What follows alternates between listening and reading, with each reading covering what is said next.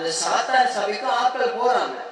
அதுக்கு நம்ம நினைக்கிற மாதிரி இப்போ கதவு திறந்துருக்கு, யார் வேணாலும் கொடுக்கல. சாத்தான் சபைக்கு அப்படி போக இல்லாதான் ஃபார்ம் ஒன்று நிரப்பணும்.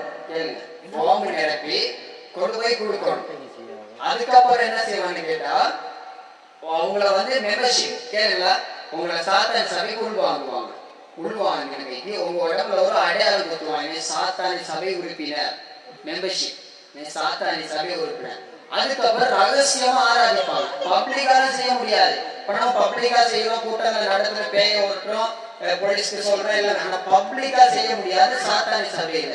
இன்னைக்கு இந்த காட்டுக்குள்ள ஆராதிச்சா நாளைக்கு வேற காட்டுக்குள்ள ரகசியமா தான் கூடுவாங்க. அதுல ரொம்ப மோசமானதுன்னு கேட்டா நரபலியிடுவாங்க, மனிதர்களை பலி கொடுப்பாங்க, பிள்ளைகளை பலி கொடுப்பாங்க. அப்படி அந்த மோசமான சபைக்கு கூட ஆட்கள் போறாங்க. அப்ப நீங்க போற சபைய நீங்க தெரிஞ்செடுக்கணும். ஒரு சபை நீங்க ஒரு ஆராதனைக்கு போறீங்க, நீங்க எல்லாம் தெரிஞ்சுக்கணும். நீங்க போற சபைகளுக்கு முன்னுக்கு பிரசங்கம் பண்ற பாஸ்டரோ ஆராதனை செய்யறவங்களோ விபச்சார ஆவி பிடிச்சவங்கன்னு வச்சுக்கோ, பர்டிகுலரா சொல்றேன், அந்த ஆவி ஸ்ப்ரெட் ஆகும். அதனாலதான் நம்ம முன்னுக்கு போயிட்டு ஆயத்தலாம ஆராதனை செய்யக்கூடாது. என்ன சொல்றது, தேவனுடைய வார்த்தை பயந்து கொள்ளவங்களுக்குள்ள பயம் இருந்தா அது கர்த்தருடைய கிருபை தான் நல்லது.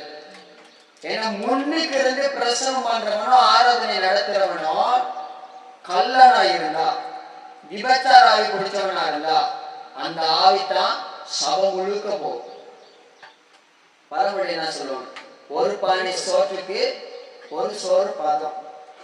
நீங்க பாருங்க, ஒரு சபையில ஒரு பாஸ்டர் அப்படி இருந்தா எல்லாரும் அப்படி இருப்பாங்க. நான் சொல்லியிருக்கேன், திருத்துவத்துக்கு சூரியனை உதாரணமா சொல்லலாம். சூரியன்கிறது பிதா மாதிரி. சூரியனுக்கு வரக்கூடிய வெளிச்சம் இயேசு கிறிஸ்து. ஏன் இயேசு சொன்னா நான் உலகத்துக்கு வெளிச்சமா இருக்கிறேன். அந்த வெளிச்சம் உடம்புல பட்டதுக்கு அப்புறம் சூடு உணரும். யாராவது சூட்டை கண்ணால பாத்துருக்கீங்களா? பார்க்க முடியாது. அதே மாதிரி ஆவியானவருடைய அபிஷேகத்தை, வல்லமைய, பிரசனத்தை உணர முடியும். அவர் பேசுறது நமக்கு தெரியும், ஆனா அவருடைய உருவத்தையோ அவர் இப்படிப்பட்டவர் இன்னும் கலர் அதெல்லாம் நமக்கு சொல்ல முடியாது. ஆகையால் இனி சம்பவிக்க போகிறவைகளுக்கெல்லாம் தப்பி மனுஷகுமாருடைய வருகையில் நிற்க பாத்திரவான்களை என்னப்படுவதற்கு எப்பொழுது விழித்திருந்து ஜெபம் பண்ணுங்க. ஜெபம் பண்ணாதான் பரவாயில்ல போகலாம். அந்த நீ வீட்டு முட்டை வைக்கணும், செபிக்கணும், எல்லாமே செய்யணும். சரி, அப்ப நான் சுருக்கமா சொல்றேன், அந்த கிறிஸ்து இனி வர போறான். அவன் இந்த உலகத்தை ஆளுகை செய்ய போறான்.